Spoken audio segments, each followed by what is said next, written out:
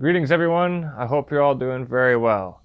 Today, I want to talk about climate change and carbon tax, and I want to hear your opinions about it afterwards. Please leave a comment.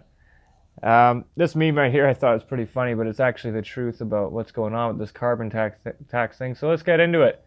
This is climatedata.info, and on this website, they have many different ice core data uh, samples that have been taken over a long period of time from different places like Iceland and Antarctica. And I want to show you some different what it means and how it works.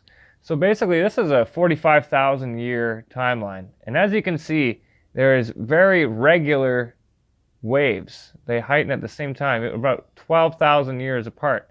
So the last great cataclysm on Earth was 12,000 years ago. That's the Great Flood. That's when most of ancient civilizations were wiped out. And here we are at the very top, once again, at the very top. So the heating cycle on the planet has not been caused by us. This is a statistical probability. I mean, this is what's going to happen.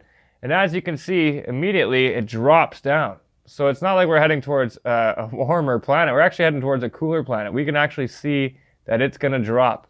And I'm going to bring you to the next one here. This is a 400,000 years timeline. Now, there's all these little ones in between, but you can see even bigger scales, huge, massive scales, massive scale. And where are we right now? We're at the top of one of these waves. We're at the top of a heat cycle. We will be going into a cooler climate. And it's very interesting to see that we're being blamed for the increase in temperature. And so let's get into carbon on the planet. Who is using the most carbon? Well, China, United States, India, Russia, Japan, Germany, South Korea, Iran all beat us in 2015 anyway. I've seen other documents that show it's more recent stuff, but this was the best site that I could give a good example. So China with 9,040.74 total carbon dioxide emissions from fuel combustion. Wow. It's actually 9,040 million metric tons. So I don't really know what that means, but it's a lot of carbon, especially in comparison with 549 down here in Canada. Can you believe that they're giving us a carbon tax? Unreal. So, what's the deal with carbon? Are we creating carbon? Well, I found this really interesting piece written by Ian Pilmer, and he talks about volcanic carbon being one of the largest contributors. And it's really interesting stuff here. Like right here, he says, at present, atmospheric temperature is decreasing and CO2 is increasing, again, showing that CO2 is not the principal driver of climate change. Planet Earth is a warm, wet, greenhouse volcanic planet. The planet is dynamic and change is normal. He goes on to say, down here, where did it go? Oh, here we are. So the atmosphere contains only 0.001% of all the carbon at the surface of the Earth, and far greater quantities are present in the lower crust and mantle of the Earth. Human additions of CO2 to the atmosphere must be taken into perspective.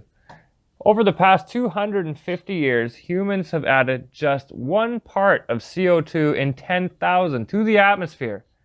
One volcanic cough can do this in a day, and I've seen other documents that show that recent volcanic activity in the past 20 years has overdone all of the carbon that we've done by massive amounts. LiveScience.com talking about Earth is heating up lately, but so are Mars, Pluto, and other worlds in our solar system. They speculate the sun's activity is the common thread baking these events. I've seen other evidence that shows all of the planets have changed. You got to go to spaceweathernews.com, folks. It shows what's going on in the sun. And the Japanese have recently used their satellites that monitor the sun to predict cyclones and other weather events that take place with incredible accuracy within 3 days of advanced time. Because the coronal mass ejections that come from the sun do cause weather changes on the planet. You got to go to spaceweathernews.com and check it out because it's really, really informative. Gives you a lot of information about what's going on the planet. And check out Suspicious Observers page on YouTube. They did a one with Dr. Brian Tinsley, and he shows without a doubt over hundreds of years that crops and different things have been affected by solar maximum and solar minimum. And last but not least, How much money is generated by carbon tax? How much revenue would a carbon tax generate? A lot. If taxes on carbon pollution rise briskly enough to have the needed climate impacts, Representative Larson's bill would start modestly at $15 per ton of CO2. That $15 per ton CO2 tax would bring in $80 billion of revenue, which equates to around $250 per U.S. resident. $80 billion. That is why. So anyway, folks, I'm going to leave you with that. I hope you all have a great day and enjoy. And leave a comment below, let me know what you think. All right. Cheers, everyone.